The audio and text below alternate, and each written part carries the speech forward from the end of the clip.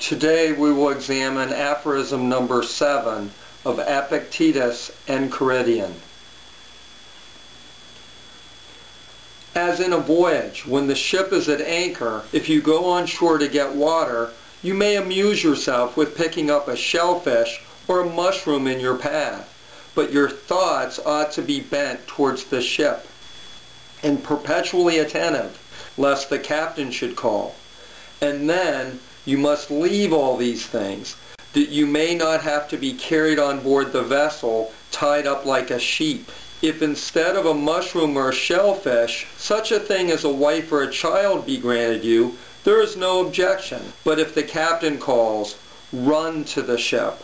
Leave all these things, and never look behind. But if you are old, never go far from the ship, lest you should be missing when called for. In this aphorism, Epictetus is warning us not to become too attached to earthly things. He makes an analogy between the attachment a ship's voyager might have to a shellfish and a man's attachment to his wife and child.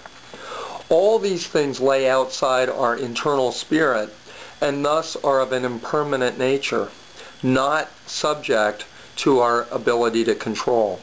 This aphorism raises another very profound question.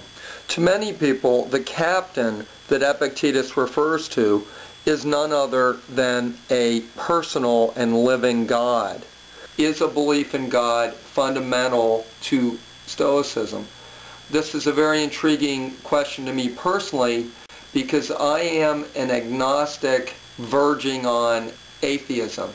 One thing that has helped me to deal with this issue is to read some of the other Stoics, and particularly Marcus Aurelius, who seem to have a much more ambivalent notion of the existence of God.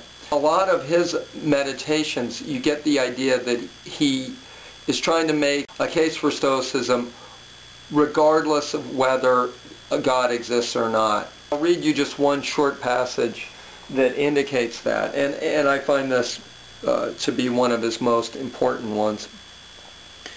And finally, waiting for death with a cheerful mind, as being nothing else than a dissolution of the elements of which every living thing is compounded.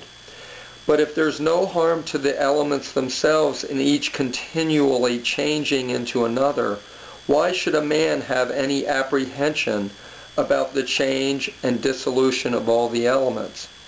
For it is according to nature, and nothing is evil which is according to nature. His Stoical concept is independent of a belief in God.